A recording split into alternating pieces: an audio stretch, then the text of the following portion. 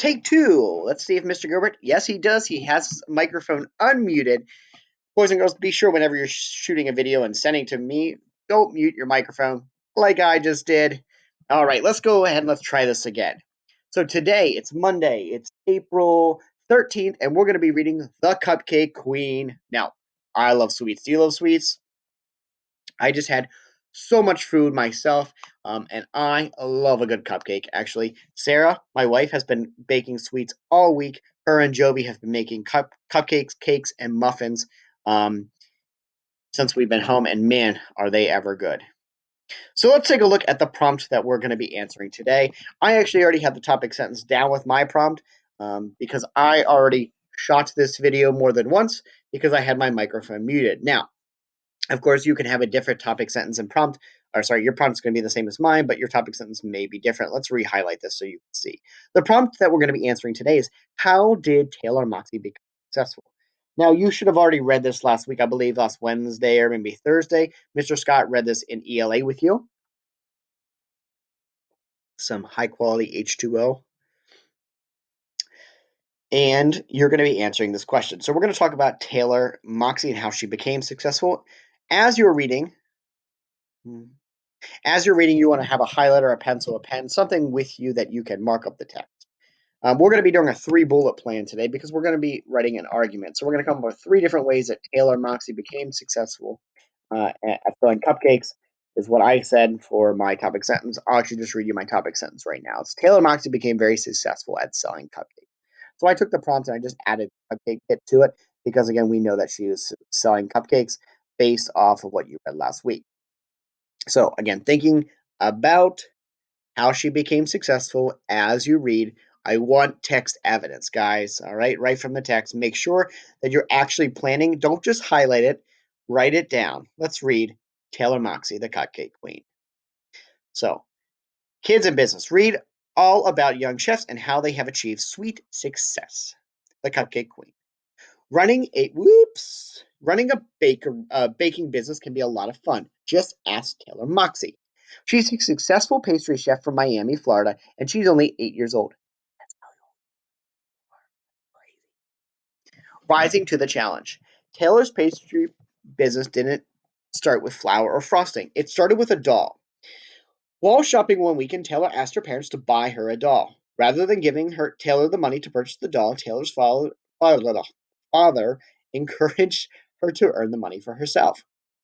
Taylor had no problem with that challenge. In fact, she had an idea. What if she baked cupcakes and sold them at the church to raise money for her doll? In order to make the cupcakes, Taylor knew that she first needed money for tools and supplies. Her mom and I gave her a loan of $40 and said she can pay it back. Taylor explained Taylor's father. We were confident that she'd make $40, but thought that be the extent of it. But that Sunday at church, she made $175 selling the cupcakes. Woo! We were blown away. That's a lot of cupcakes. Warming up. After the bake sale, everyone expected Taylor to buy the doll that she wanted. She certainly had enough money for it. Imagine everyone's surprise when Taylor decided to purchase business cards instead. The business cards said Taylor the chef. Taylor the chef. I'm picturing a ratatouille right now. And her father's phone number on them. She began passing them out. This way, future customers could contact her. To her father's amazement, people started phoning him to order Taylor's cupcakes. Scroll down to paragraph 5 here. But baking yummy cupcakes wasn't enough for Taylor. She entered a local cornbread baking contest and won first prize. Not only that, she defeated experienced adult chefs.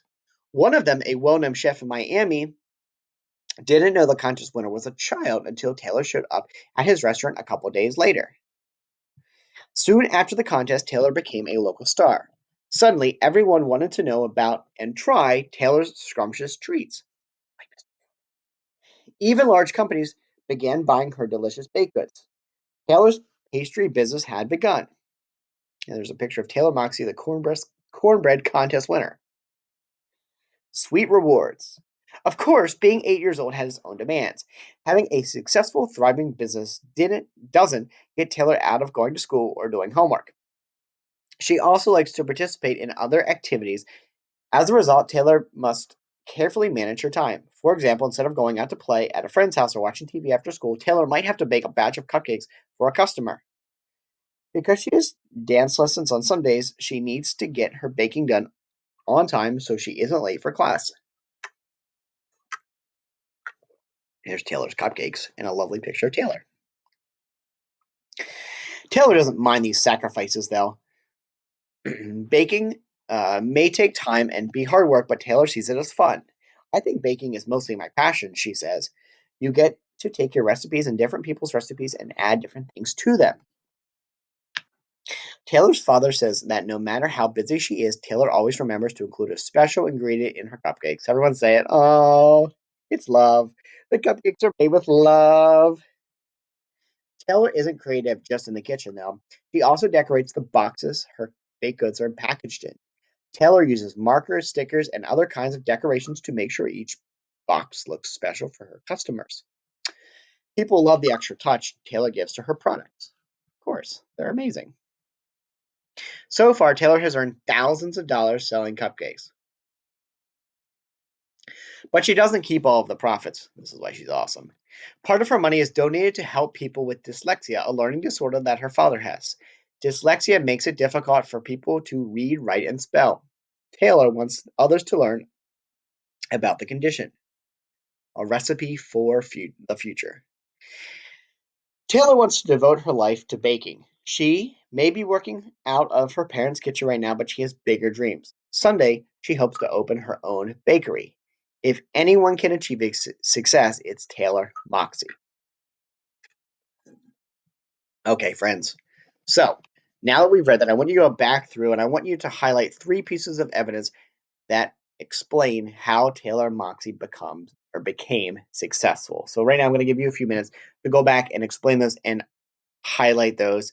And you know what? Why don't you put those three reasons right in your plan? So I'll give you some time right now. Go ahead and put those in your plan, highlight those, mark up the text, and I'll be here waiting for you.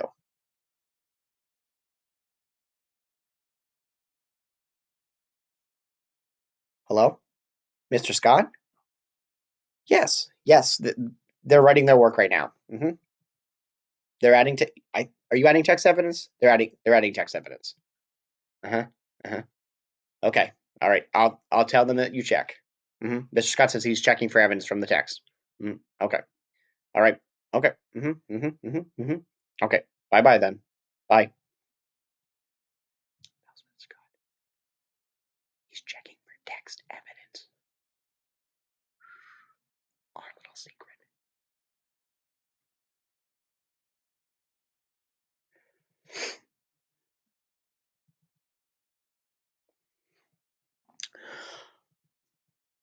Okay. So we're back. And we've read the Cupcake Queen and we're answering the question, how did Taylor Moxie become successful? So we've talked a lot about framing when we're writing and kind of providing some background knowledge. I think paragraph 2 and paragraph 3 are really essential to the framing piece. I'm really having difficulty writing right now with the mouse. The framing piece of our writing. And framing means that we're providing background knowledge. All right, paragraphs 2 to paragraphs 3. It's really going to explain what we're thinking and why we're explaining all this, right? But I really like this one bit, and I'm going to put it in my plan. So Taylor wants to buy she wants money to buy a doll, and how she get that money? She decides that she's going to bake cupcakes. So this one bit, in order to make the cupcakes, all this kind of connects, and this is what we're going to use for our framing. But I like this, and I'll switch it up here, highlighting. Her mom and I give her $40 for a loan. Okay, a loan. If you don't know what a loan is, when you're buying a house or a car, something really expensive, you go to the bank and you ask for a loan. So when we bought our home, we didn't have the money for a house, right? That's a ridiculous amount of money. We just had a little bit. So we went to the bank and we said, "Hey, we want to buy a house. Can you help us?" And they're like, "Yep, we can help you. You give us this money, and then over time you repay. We give you the big chunk, and you pay the person with the house, and then you repay us." So that's the way a loan works. Taylor's mom and dad gave her $40. She made cupcakes and eventually she'd have to pay this $40 back. Okay, this wasn't hers to keep, but her mom and dad helped her to get started. So I'm going to put this right in my plan right now. I'm going to say um, Taylor's mom and dad gave her a loan. And this helps her get started with her business. This is pretty important information that helps her get started. And let's stretch this out as well. So why does she want this loan? It's to bake cupcakes for a doll. So let's actually add that in, and we can add that framing, whoops, to explain that first piece of evidence. So this is where we can kind of frame our passage. Let's say Taylor bake cupcakes to uh, get money to buy a doll. This is all to buy a doll. So she decides to start a business to bake cupcakes, to sell them at church, and she ends up getting a lot of money in return and goes, whew, this is a great idea. I should do this. I'll be able to get more money. Now, this kind of leads us to our next piece of evidence. Let's see if my highlighter works. No, it doesn't. Oh, Mr. Gilbert, why is this going on? I don't know. We have to figure this out. If anyone watching this video can figure this out, I would love if you help me.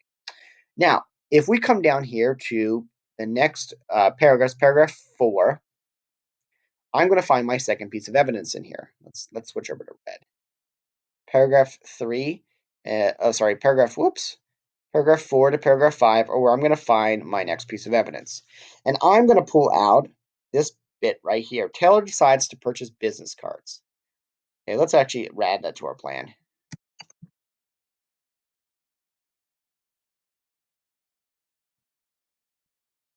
We'll stretch it out as soon as I tell you my thought process behind it.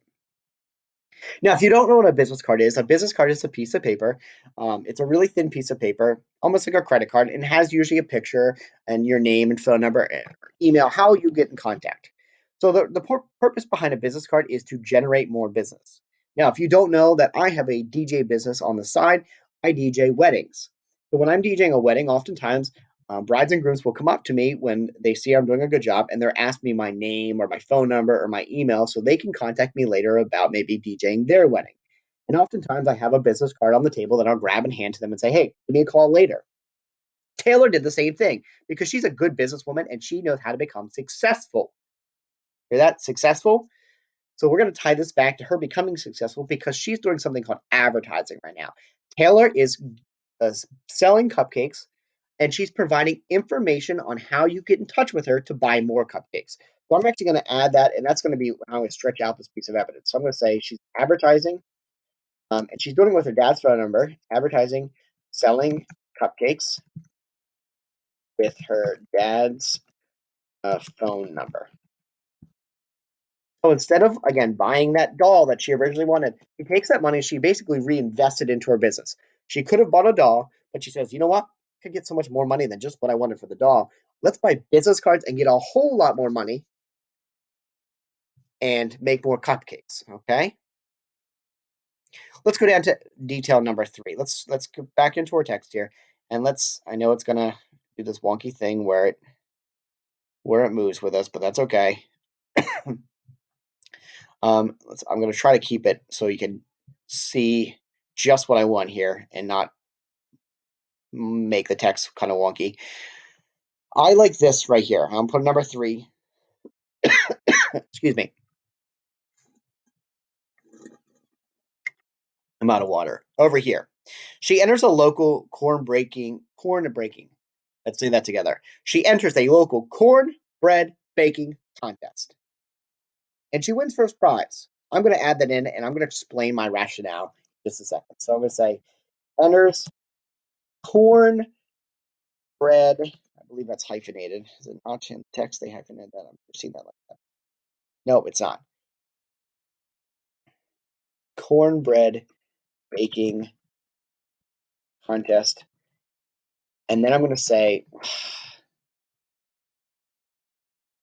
come on, wins first prize.